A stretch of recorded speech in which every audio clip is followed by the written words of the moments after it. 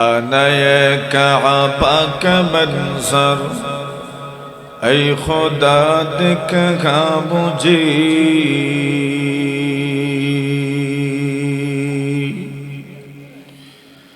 خانہ کعبہ کا منظر اے خدا دکھا مجھے مکہ و شہر مدینہ دیکھنے کو دے مجھے مکہ و شہر مدینہ دیکھنے کو دے مجھے اے خدا سیراب کر دے آب زمزم سے مجھے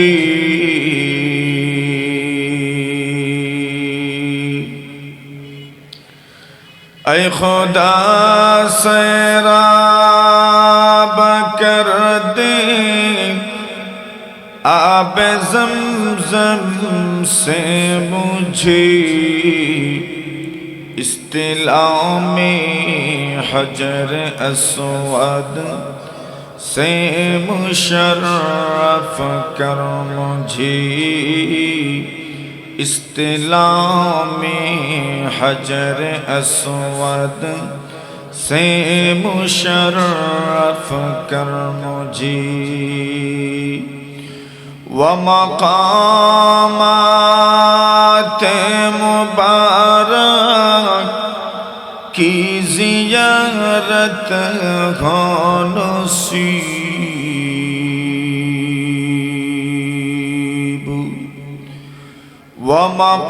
ومقامات مبارک کی زیارت ہو نصیب درمیانی قبر منبر گڑے گڑانے دے مجھے درمیانی قبر منبر گڑے گڑانے دے مجھے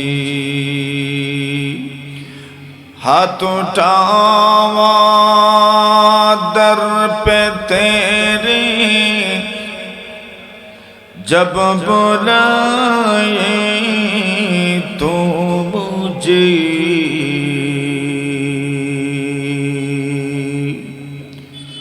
ہاتھ اٹھاوا در پہ تیرے جب بلائے تو مجھے خانہ کعبہ کو پہنچو تلبیہ پڑھتے ہوئے خانہ کعبہ کو پہنچو تلبیہ کہتے ہوئے لا الہ الا اللہ جرے شرے شوائی لا الہ الا اللہ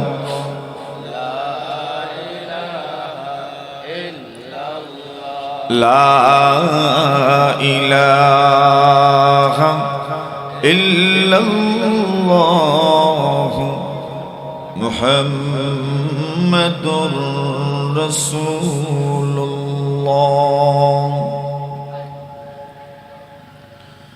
বাদে বকশিময় খাদিমুল কোরআন পরিষদ এর উদ্যোগে আয়োজিত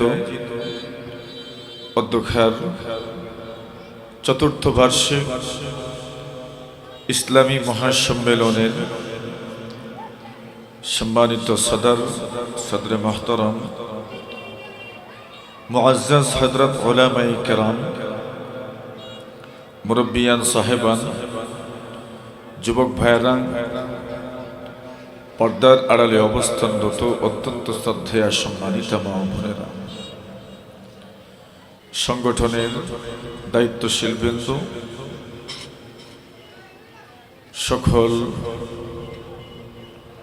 কর্মঠ কর্মীবৃন্দ,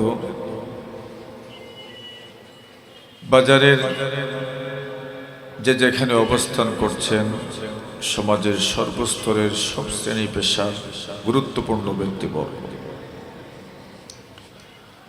আল্লাহ পাক রব্বুল আলামিনের অসংখ্য অগণিত শুকরিয়া আমরা আদায় করছি, যিনি আজকের এই মহতী মাহফিলে মাগরিবের নামাজের পরের অধিবেশনে অত্যন্ত বাপ গাম্ভীর্যতা নিয়ে ইখলাসের সাথে এখানে বসার তৌফিক আমাদেরকে দান করেছেন। এজন্য আমরা সকলেই জবান খুলে মহব্বতের সাথে দরাজ কণ্ঠে কালিমাতুশ শুকুর আমরা পাঠ করছি। আমরা সকলেই একবার জোরে সুরে বলি আলহামদুলিল্লাহ। আমি আপনাদের সামনে মহাগ্রন্থ আল কোরআনের অমীয় বাণী কয়েকটি আয়াত আমি আপনাদের সামনে, যে সকল আয়াতের মধ্যে আল্লাহ তাআলা দুনিয়ার মানুষের বিভিন্ন মানসিক অবস্থান, মানুষের মনোজগতে যেটা বিরাজ করে,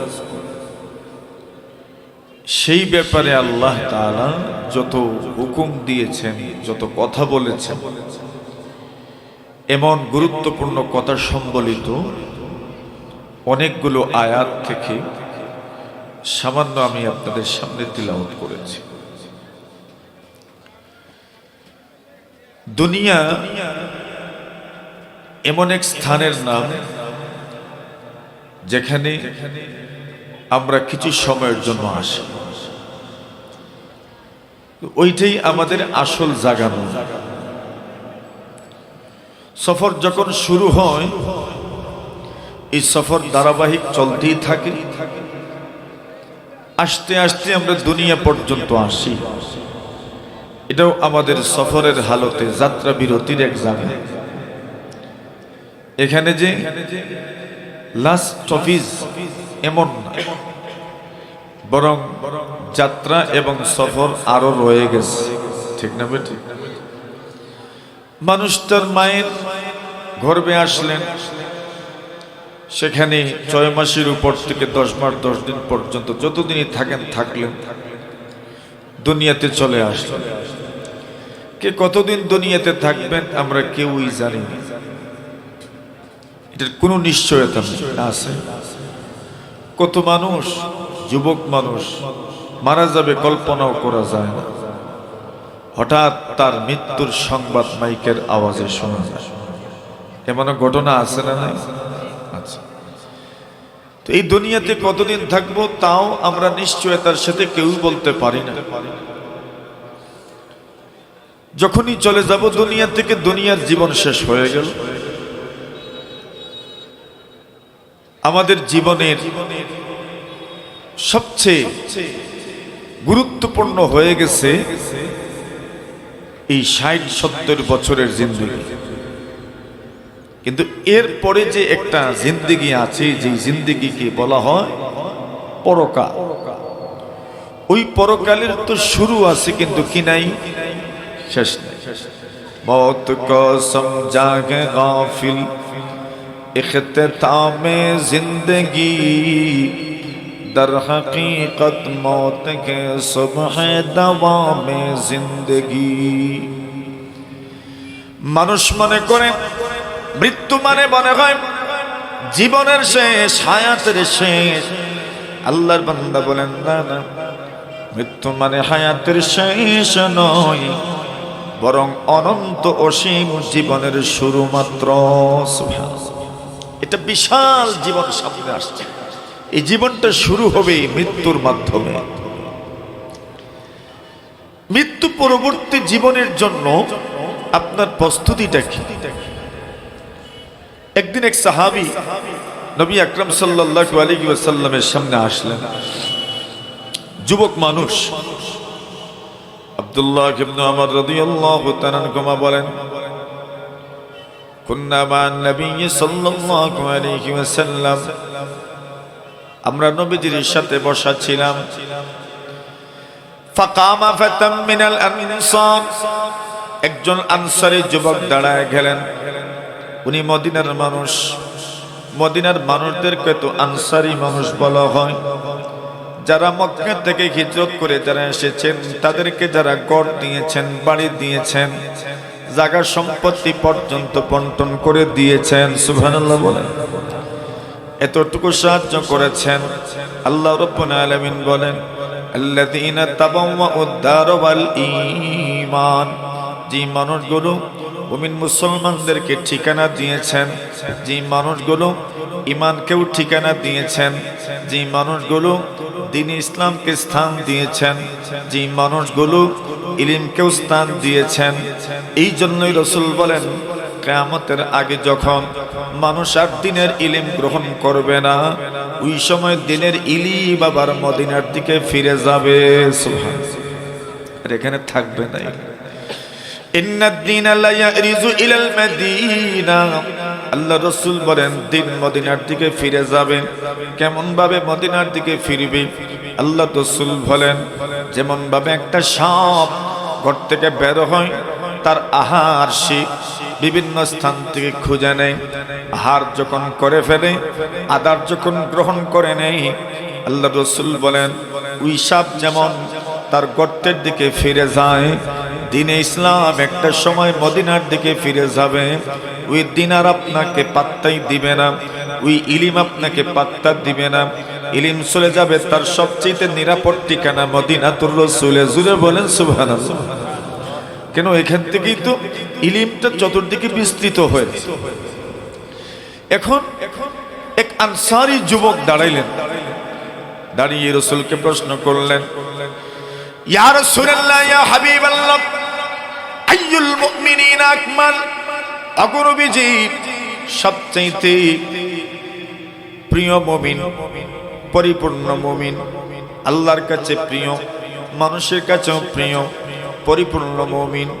যে মুমিনের মধ্যে অসম্পূর্ণতা নাই, এমন পরিপূর্ণ মুমিনকে যদি একটু পরিচয় দিতেন। কি সুন্দর প্রশ্ন করেছেন। প্রশ্ন করতে বলা একজন যুবক মানুষ, যুবক প্রশ্ন করেছেন, ইয়া রাসূলুল্লাহ, সবচেয়ে পরিপূর্ণ মানুষটাকে, সবচেয়ে পরিপূর্ণ মুমিনকে? আল্লাহর হাবিব সাল্লাল্লাহু আলাইহি ওয়াসাল্লাম জবাব দিলেন, পরিপূর্ণ মুমিন, সবচেয়ে পাক্কা ঈমানদার হচ্ছেন যেই মুমিন সুন্দর চরিত্রবান, স্বভাব চরিত্র যার ভালো। আল্লাহ রাসূল বলছেন ওই মুমিন হচ্ছেন সবচেয়ে পরিপূর্ণ মুমিন। সুবহানাল্লাহ, যার স্বভাব ভালো। একজন যুবকের প্রশ্ন, আমাদের সমাজের যুবকরা প্রশ্ন করবে, হুজুর আমি এখন আমেরিকা যাইতে চাই, স্পেন যাইতে চাই, ফ্রান্স যাইতে চাই, অথবা দুনিয়ার কোথাও যাইতে চাই, ভুয়া সার্টিফিকেট যদি করি তো এটা ঠিক হবে কিনা? আর যদি ব্যাংক ব্যালেন্স আপনার ব্যাংক থেকে যদি দেখায় তো এটা জায়েজ হবে কিনা? সুদ দিলে জায়েজ হবে কিনা? এই প্রশ্ন করবেন। আর উনি প্রশ্ন করছেন, ইয়া রাসূলুল্লাহ, সবচেয়ে পরিপূর্ণ মুমিন কি? ওটা আমি জানতে চাই। রাসূলুল্লাহ সাল্লাল্লাহু আলাইহি ওয়াসাল্লাম জবাব দিলেন, পরিপূর্ণ মুমিনকে জানোনি? আহসানুকুম খুলুকাম, যার চরিত্র সুন্দর, যার স্বভাব সুন্দর, ওই মুমিন হচ্ছেন সবচেয়ে পরিপূর্ণ মুমিন। সুবহানাল্লাহ। তা আমরাও বুঝি তো, আমাদের সমাজে এমন সন্তানকেই তো আমরা 100-র মধ্যে 100 মার্ক দেই, যার চরিত্র ভালো, যার স্বভাব ভালো, যার আখলাক ভালো, যার কথাবার্তা সুন্দর, তাকে তো আমরা 100-র মধ্যে 100 মার্ক দিই, ঠিক না? আর যার এগুলো সুন্দর না, সে যত কিছুই হোক না কেন, এ মার্ক আপনাদের থেকে আমাদের থেকে কখনোই পায় না, ঠিক না? কেন? চরিত্রবান যে সেই তো মার্ক পায়, যে চরিত্রবান নয় সে মার্ক পাওয়ার কোনো সুযোগ নেই। আচ্ছা, এই প্রশ্ন করেই উনি ক্ষান্ত হন নাই। আল্লাহ রাসূলকে এরপর দ্বিতীয় প্রশ্ন করেছেন, ইয়া রাসূলুল্লাহ, ফাআইয়ুকুম আখিয়াস, তবে বলেন না মুমিনদের মধ্যে সচেতন মুমিন কে? সুবহানাল্লাহ। কি জাত মুমিন? সচেতন মুমিন। আমরার মনে মনে আমরা সবাই তো সচেতন, ঠিক না? আমরা সবার মনে মনে আমরা সব কি সচেতন। আল্লাহর হাবিবের সাহাবী যুবক মানুষ প্রশ্ন করেছেন, ইয়া রাসূলুল্লাহ, ইয়া হাবিবাল্লাহ, ফাইয়ুকুম আকিয়াত, কোন মুমিন সচেতন? সচেতন মুমিনের পরিচয় তুলে ধরেন, সচেতন মুমিনের বৈশিষ্ট্য তুলে ধরেন। রাসূলুল্লাহ সাল্লাল্লাহু আলাইহি ওয়াসাল্লাম জবাব দিলেন, সচেতন মুমিন হচ্ছেন এবং মুমিন আকতারুহুম যিকরান লিল মাউত ওয়া আশাদ্দুহুম ইসতি'দাদান লিমা বাদাল মাউত। আল্লাহ রাসূল সাল্লাল্লাহু আলাইহি ওয়াসাল্লাম বলেন, সবচেয়ে সচেতন মুমিনের পরিচয় হচ্ছে যে মুমিন সবচেয়ে বেশি মৃত্যুকে স্মরণ করেন। সুবহানাল্লাহ। যে মুমিন সবচেয়ে বেশি মৃত্যুকে স্মরণ করেন, এই মুমিন হচ্ছেন সবচেয়ে বেশি সচেতন। আর এরপরে আরেকটা কাজের কথা, গুরুত্বপূর্ণ কথা রাসূল বলছেন, ওয়া আশাদ্দুকুম ইসতি'দাদান লিমা বাদাল মাউত, এবং যিনি মৃত্যু পরবর্তী সময়ের জন্য প্রস্তুতি নিয়ে রাখেন, আল্লাহর রাসূল বলছেন উনি সবচেয়ে সচেতন মুসলমান। সুবহানাল্লাহ বলেন। আমরা যে এই দুনিয়াতে সম্পদ জমা করে রাখি, উদ্দেশ্য কি? যাতে করে যখন ইনকাম করতে পারবো না, তখন যাতে আমি এটা খাইয়া শেষ করতে পারি, এটা দিয়ে যেন আমি চলতে পারি। তো একটা সময় তো এমন আসবে যখন আমার কোনো আমল কাজে আসবে না। ওই সময়ের জন্য যে ব্যক্তি প্রস্তুতি নিয়ে রাখে, ওই সময়ের জন্য যে আমল করে, ওই সময়ের জন্য যে প্রিপারেশন নেই জীবিত থাকা অবস্থায়, আল্লাহ রাসূল বলছেন এই মুমিনই হচ্ছে সবচেয়ে সচেতন মুমিন। সুবহানাল্লাহ বলেন। এখন এটা তো বুঝলাম আমরা সচেতন মুমিনকে, তো এবার বলেন না আমাদের প্রস্তুতি কি এরকম আছে? আমরা কি মৃত্যু পরবর্তী সময়ের জন্য প্রস্তুতি নিয়ে রাখছি? এখন বলেন আমরা কি সচেতন? মাতুন না যে আমরা কি সচেতন? আরে কাগজে কলমে তো আমরা সচেতন, কাগজে কলমে তো আমরা সচেতন। সচেতন নাগরিক ফরম, মানে সবাই সচেতন। রাসূলুল্লাহ সাল্লাল্লাহু আলাইহি ওয়াসাল্লাম বলেন, সচেতন মানুষকে আকতারুকুম যিকরান লিল মাউত, যেই মানুষটি সবচেয়ে বেশি মৃত্যুকে স্মরণ করেন, ওয়া আশাদ্দুহুম ইসতি'দাদান লিমা বাদাল মাউত। আল্লাহ রাসূল বলেন যারা মৃত্যু পরবর্তী সময়ের জন্য প্রস্তুতি নিয়ে রাখে, আল্লাহর নবী বলেন উলাইকা হুমুল আকিয়াস যাহাবু বিশারাফিদ দুনিয়া ওয়া কারামাতিল আখিরাহ। আল্লাহ রাসূল বলেন এরাই হচ্ছেন সফল মুমিন, এরাই হচ্ছেন সচেতন মুমিন। এরা দুনিয়াতেও সম্মানী, পরকালেও সম্মানী। দুনিয়াতেও সম্মানী, পরকালেও কি সম্মানী। মানে শুধু এই নগদ দুনিয়ার জন্যই, কোন স্থায়ী নশ্বর পৃথিবীর জন্য উনি উপার্জন করেন নাই। উনি আখিরাতের জন্য, যেটার কোনো শেষ নাই, ক্ষয় নাই, এমন এক সময়ের জন্য উনি প্রস্তুতি নিয়ে রেখেছেন। আল্লাহর রাসূল বলছেন উনি হচ্ছেন সবচেয়ে সচেতন মানুষ। এখন আসেন এই কথাগুলো থেকে আমরা বুঝতে পারলাম আমাদের যে ধ্যান ধারণা বাস এই ৬০-৭০ বছরের জিন্দেগি নিয়ে, এটাতে আমরা খুব সঠিক অবস্থানে যে আসি, বিষয়টা এরকম নয়, বরং আমাদেরকে আর একটু দূরের চিন্তা করার দরকার। ঠিক না বেঠিক? আল্লাহ তাআলা এমন কিছু কথা আমার তিলাওয়াতকৃত আয়াতগুলোর মধ্যে বর্ণনা করছেন, বলছেন বাস্তব জীবনে কম শুনেন নাই, শুনতেই থাকবেন, আমাদেরও শুনছেন, সবসময়ই শুনেন। দিলের কান দিয়ে কিছু কথা তো আমাদের শোনার দরকার। কথা বলেন ঠিক না বেঠিক? আল্লাহ রাসূল সাল্লাল্লাহু আলাইহি ওয়াসাল্লাম বলেন আল্লাহ পাক জানায়া দিচ্ছেন, যাকে জানায়া দিচ্ছেন, যাকে বলছেন, যাকে নসিহত করছেন, আল্লাহ তাআলা নিজে নসিহত করছেন, অথবা ইমানদারদের মাধ্যমে, অথবা নবী রাসূলদের মাধ্যমে আল্লাহ তাআলা তাকে নসিহত করছেন। নসিহত যাকে বিশেষভাবে করা হচ্ছে উনি হচ্ছেন কারুন। কি নাম? কারণ নাম আমরা জানি না, এই নামের সাথে তো আমাদের একটা পরিচয় আছে। কারণ শব্দ বললেই মনে হয় এমন লোক যার সম্পদের অভাব নাই, কিন্তু আল্লাহর রাস্তায় দেয় না। আরে কতক্ষণ ঠিক না বেটি? এমন মানুষের নাম কি? কারণ। এরকম আরো কয়েকজন গুন্ডা সান্ডা আছে, এদেরকে আমরা চিনি। কেউ হামান, কেউ ফেরাউন, এমন মানুষের চিনেন নি আপনারা? কেউ আবু জেহাল, কেউ তো আবু লাহাব, এরকম উতবা সাহেবা, আরো কত ধরনের আপনার বড় বড় গুন্ডা সান্ডারা আছে, যাদের নাম আমাদের মুখস্থ আছে, আপনাদেরও মুখস্থ আছে। এর মধ্যে কিছু নাম তো অতি প্রসিদ্ধ। সেই প্রসিদ্ধ নামগুলোর মধ্যে একটা নাম হইল কারুন, আর আরেকটা নাম হইল হামান, আরেকটা নাম হইল ফেরাউন। এই নামগুলো জানেননি আপনারা? রাসূলুল্লাহ সাল্লাল্লাহু আলাইহি ওয়াসাল্লাম ওই নামগুলো হাদিস শরীফের মধ্যে বর্ণনা করেছেন। আল্লাহর রাসূল সাল্লাল্লাহু আলাইহি ওয়াসাল্লাম বলেন আল্লাহর কোন বান্দা বান্দি যদি সুন্দরভাবে ৫ ওয়াক্ত নামাজ আদায় করতে পারে, রাসূলুল্লাহ সাল্লাল্লাহু আলাইহি ওয়াসাল্লাম বলেন ওই মানুষটা নবী রাসূলদের সঙ্গে তার হাসর হবে যদি নামাজ সুন্দর করে আদায় করতে পারে না। রাসূলুল্লাহ সাল্লাল্লাহু আলাইহি ওয়াসাল্লাম বলেন তার হাসর হবে ফেরাউনের সাথে, তার হাসর হবে হামানের সাথে, তার হাসর হবে কারুনের সাথে। জোরে বলেন নাউজুবিল্লাহ। তো কারণ ফেরাউন যাবে কোন জায়গায় তো মোটামুটি আমাদের অনেকের জানা আছে, এদের সাথে হাসর হইতো, সাইন নিয়ে আপনারা এটা কেউ দুইটা চাইতো না, কারণের সাথে হাসর। আল্লাহ তাআলা ওই কারুনকে বলছেন, কারুন বড় সম্পদশালী ছিল মুসা আলাইহিস সালাতু ওয়াস সালামের, কিন্তু মুসা নবীর সাথে বড় বেয়াদবি করেছে। আল্লাহ নবী মুসা কালিমুল্লাহ উনি মানুষকে যাকাতের কথা বলতেন, আর কারুন বলতো দেখো মুসা নিজে খেয়ে বাঁচার জন্য যাকাতের কথা মানুষকে বলে, নিজের পরিবার চালানোর জন্য মানুষকে বলে যাকাত দেওয়ার জন্য। আমাদের সমাজে যেরকম কিছু মানুষ আছে মাদ্রাসা যদি চাঁদায় বের হন, এরা ভাবে মনে হয় হুজুররা নিজের পেট ভরার জন্য চাঁদা করতে বাহির। এর কথা বলে ঠিক না বেটি? না না, এরা শুধু এদের পেট ভরার জন্য চাঁদা করতে বের হয় নাই, এই মানুষগুলো আল্লাহর দ্বীনের হেফাজতের জন্য চাঁদা করতে বের হয়েছে। কথা বলে ঠিক না? এরা যাদেরকে পড়ায় তাদের সন্তানদেরকে কি পড়ায়? পড়ায় তো আমাদের সন্তানকে, পড়ায় তো আপনার সন্তানকে, পড়ায় তো আমার সন্তানকে। এই সমাজে যারা ইমাম সাহেব বা মুয়াজ্জিন সাহেব বা মাদ্রাসায় পড়ান, এরা আপনার আমার সন্তানকে মানুষ করতে করতে তাদের জীবনটা এক সময় শেষ হয়েই যায়। শেষ পর্যন্ত নিজের সন্তানদেরকে সময় দেওয়ার মতো আর কোনো সময় খুঁজে পায় না। কথা বলেন ঠিক না বেটি? আমি ওই দিন মানে এই চিন্তা তো অনেক সময় আসে, কিন্তু ওই দিন মানে খুব গভীরভাবে আমি বিষয়টা চিন্তা করলাম।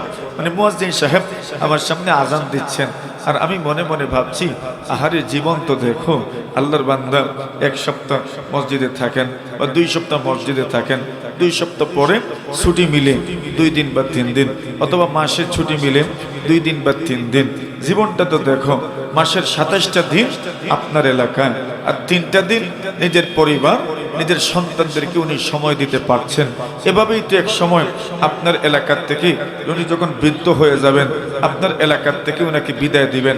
হয়তো আপনি রাজকীয় বিদায় দিবেনই, কিন্তু জীবনের যে মূল্যবান সময়টা উনি অতিবাহিত করে গেলেন আপনার এলাকায়, আপনার সন্তানদেরকে সময় দিয়ে গেলেন, আপনার নাতি নসাদেরকে সময় দিয়ে গেলেন, আপনার সন্তানদেরকে সময় দিয়ে গেলেন, এই সময়টা কি উনি ওনার সন্তানকে দিতে পেরেছেন? দিতে পারেন নাই। আমি খুব গভীরভাবে এই ব্যাপারটা অনেক চিন্তা করলাম। আচ্ছা দেখেন ওই জীবনটা কেমন একটা জীবন, যেই জীবনটাই চলে গেল মানুষের পিছনে জীবনটাই আল্লাহর বান্দারা অতিবাহিত করে দিলেন শুধু অন্যের সন্তানদেরকে মানুষ করার জন্য। আর আপনি ভাবছেন মনে হয় উনি নিজের পেট পালার জন্য। গিয়ে দেখেন ওনার ঘরে হয়তো দান আপনার ঘরের চাইতেও বেশি আছে। আরে কথা বলেন ঠিক না বেটি? এমন মানুষও তো আছে সমাজে, এমন উলামায়ে কেরাম তো আছেন, কিন্তু আমরা অনেকে কি মনে করি, আমরা মনে করি মনে হয় উনি নিজের পেট পালার জন্য এরকম করছেন। আলহামদুলিল্লাহ কিছু মানুষ তো এমন আছে একটা টাকাও নিতে হবে না আপনার এখান থেকে পেট পালার জন্য, কিন্তু এই মানুষগুলোও এরা আল্লাহর রাস্তার জন্য বের হয়ে যায় ঘর থেকে কিছু চাঁদা কালেকশন করে, কেন? আল্লাহর দ্বীনকে বাঁচানোর জন্য। বলেন ঠিক না বেটি? আপনার মসজিদের ইমাম সাহেব উনি যে এত সুন্দর করে 50 টাকা করে আর 10 টাকা করেও সাদা করেন, আপনার মসজিদের উন্নয়নে ওনার যে অবদান আছে, এই গ্রামে এত অবদান আর কার আছে বলেন? কিছু গ্রাম তো এমন যে সকল গ্রামে একটা মসজিদের সার্বিক উন্নয়নে ইমাম সাহেবের যে অবদান, এই অবদান তো অনেক গ্রামে আর কারো নেই। হ্যাঁ ঠিক আছে, একজন ইমাম সাহেবের যে অবদান, এই অবদান তো অন্য কারো নাই। একজন ইমাম সাহেব নিজেকে শেষ করে দিচ্ছেন, একজন মুয়াজ্জিন সাহেব নিজেকে শেষ করে দিচ্ছেন, নিজের পরিবার পরিজনকে সময় দিতে পারছেন না, শুধু আমাকে গড়ার জন্য, আমাকে গঠন করার জন্য, আমাকে সময় দেওয়ার জন্য। এদের জন্য আল্লাহ দরবারে আমরা সকলে প্রাণ খুলে দোয়া করব, আল্লাহ তাদের ইলম আমল শানে মানে যেন বরকত দান করে। আর জানেন না তো, আর আপনি দোয়া করলেই কি আর না করলেই কি, আল্লাহ রাসূল তো বলছেন সালাসাতুন আলা কুসবানিল মিসকি ইয়াউমাল কিয়ামা, 3 ধরনের মানুষ তো এমন আছে যারা কিয়ামতের দিন মিশকের ঠিলার উপর দাঁড়াবে। জোরে বলেন, মিশকি আম্বরের টিলার উপর এরা দাঁড়ায় থাকবে। সালাসাতুন আলা কুফবানিল মিশকি ইয়াউমাল কিয়ামা। এক নম্বর মান আম্মা কওমান ওয়া হুম বিহি রাদুন। এমন একজন ইমাম সাহেব যিনি ইমামত করেছেন, মুক্তিদের ওনার উপর সন্তুষ্ট ছিল, সুন্দরভাবে নামাজ আদায় করেছে। মুয়াজ্জিন, ওই মুয়াজ্জিন যাকে আপনি সবসময় ধমক দিতেন, ওই মুয়াজ্জিনকে আল্লাহ তাআলা কিয়ামতের দিন মিশকি আম্বরের স্তূপের উপর দাঁড় করায় রাখবেন, নিচে থাকবে মিশকি আম্বর। আচ্ছা, এত কিছু করলেন, আমি ওইদিকে যাচ্ছি না। এখন মুসা আলাইহিস সালাতু ওয়াস সালাম উনি বলেন যাকাত প্রদান করো। কারণ বলে তোমরা শুনিও না মুসার কথা, নিজের পেট পালার জন্য যাকাত দেওয়ার কথা বলে। আল্লাহ নবী মুসা কালিমুল্লাহ আল্লাহর কাছে আর বদদুয়া দিলেন না, শিকায়ত করলেন না, অভিযোগও দায়ের করলেন না। কিন্তু একদিন বড় কষ্ট হইল ওনার। একদিন মুসা কালিমুল্লাহ জিনার গুনাহের কথা বর্ণনা করছেন। আল্লাহ পাক রব্বুল ইজ্জতুল জালালের পক্ষ থেকে হুকুমপ্রাপ্ত হয়ে জিনার বিধান বর্ণনা করছেন। সেই বিধানের মধ্যেই বিধানটাও ছিল, যদি বিবাহিত পুরুষ বা নারী জিনা করে তবে এদেরকে পাথরের আঘাতে আঘাতে মেরে ফেলা হবে। এই হুকুম উনি বর্ণনা করছেন।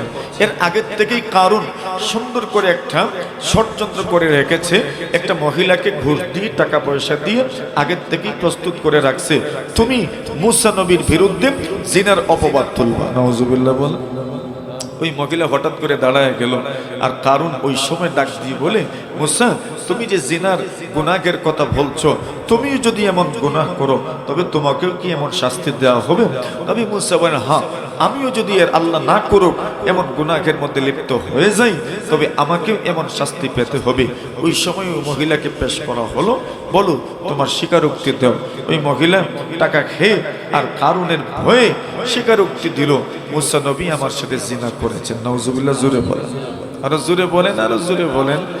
এমন কিছু ভালো মানুষের বিরুদ্ধে ষড়যন্ত্র করার মতো মানুষ এই যুগে নাই, মনে হয় না? আছে, এই যুগেও আছে যারা ষড়যন্ত্রের জাল বুনে, এবং একদল তো আছে এই বিষয়টাকে ফলাও করে প্রচার করার জন্য আদা জল খেয়ে মাঠে নামে। আছে না নাই?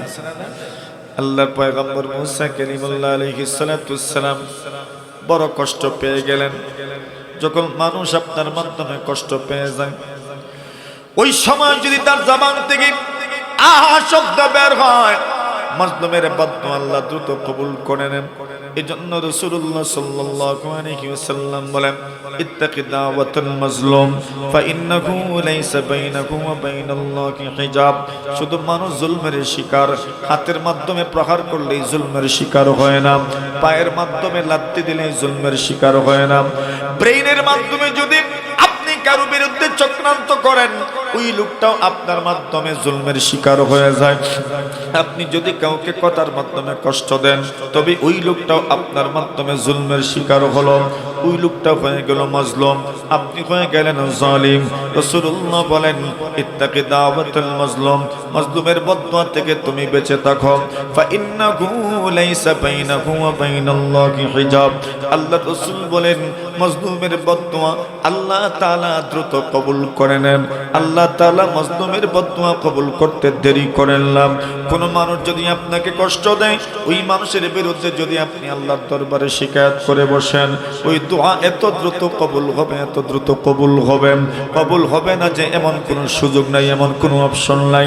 এই জন্য বলছেন বন্ধু আমার, কথার মাধ্যমে, জবানের মাধ্যমে তুমি কাউকে কষ্ট দিও না, এর মাধ্যমে জুলুম করা যায়। আপনি জালিম হয়ে যাবেন, ওই লোকটা মাজলুম হয়ে যাবে। মুসা কালিমুল্লাহ তার মাধ্যমে কষ্ট পেলেন, আল্লাহর দরবারে শিকায়াত করে বসলেন, ওগো মালিক, এতদিন পর্যন্ত কত কষ্ট দিয়েছে, আমি একটা অভিযোগ আপনার দরবারে পেশ করি নাই, যদিও সব কিছু আপনার জানা আছে, কিন্তু আজকে যা করেছে এটা আমি সহ্য করতে পারি না। রব্বুল আলামিন তাকে আপনি দুনিয়াতে কিছুটা শাস্তি দিয়ে দেন। ওটা তো বলতেই হয় না, যারা জালিম হয় এদের কিছুটা শাস্তি দুনিয়ার মধ্যে পেয়ে যেতেই হয়। সুবহানাল্লাহ বলেন, এটা আল্লাহর আদত। যারা জুলুম করে এদেরকে সব শাস্তি পরকালের জন্য বরাদ্দ থাকে না, জুলমের শাস্তি কিছুটা দুনিয়াতে পেতে হয়। আপনি দেখেন নাই এই দুনিয়াতে যাদের জুলমের ইতিহাস জানা আছে, এরা যে দুনিয়াতে কিছু শাস্তির সম্মুখীন হচ্ছে বা হবে বা হয়েছে অতীতে, এই ইতিহাস কি জানা নাই? জানা আছে। গ্রাম্য লেভেলেও যারা জালিম ছিল এরা যে বর্তমানে কোন অবস্থায় আছে এটাও কি মানুষের জানা নাই? এটাও মানুষের জানা আছে। যাদের খানদান, যাদের গোত্র জুলমের মতো অপরাধে জর্জরিত ছিল, এই খানদান বা এই গোত্রের মানুষ যে জুলমের কারণে হাজারো সমস্যার সম্মুখীন হচ্ছে, সেই ইতিহাসও তো আপনাদের জানা আছে। এর মানে জুলুম এমন এক অপরাধের নাম, এর কিছুটা শাস্তি তো দুনিয়ার জমিনে পেতেই হবে, এছাড়া হবে না। দুনিয়ার জমিনে কিছু শাস্তি আপনাকে পেয়ে যেতেই হবে। এখন মুসা কালিমুল্লাহ আলাইহিস সালাতু ওয়াসসালাম মুখ দিয়ে বলেছেন, আল্লাহ ওনাকে শাস্তি দিলেন। কি শাস্তি দিলেন? ফাখাসাফনা বিহি ওয়া বিদারিহিল আরদ। আল্লাহ বলছেন, আমি আল্লাহ তাআলা কারুনকে তার ধন সম্পদ, ঘর বাড়ি সহ মাটির নিচে দশায়া দিলাম। নাউজুবিল্লাহ বলেন। ভূমিধস দিয়ে আল্লাহ তাআলা তাকে শাস্তি দিয়েছেন। ভূমিধস এটা আল্লাহর একটা শাস্তি, ভূমিকম্প আল্লাহর পক্ষ থেকে একটা শাস্তি। ঠিক তেমনি ভাবে অগ্নিকাণ্ড ঘটে যাওয়া এটাও একটা শাস্তি, শিলাবৃষ্টি এটাও একটা শাস্তি। আরো যত ধরনের প্রাকৃতিক দুর্যোগ আছে সেগুলো আল্লাহ তাআলার বিশেষ ফোর্স, এগুলোর মাধ্যমে আল্লাহ অবাধ্যদেরকে শাস্তি করেন। তো আল্লাহ তাআলা কারুনকে তার সম্পদ সহ মাটির নিচে দশায়া দিলেন। সম্পদ আল্লাহ মাটির নিচে কেন দশায়া দিলেন?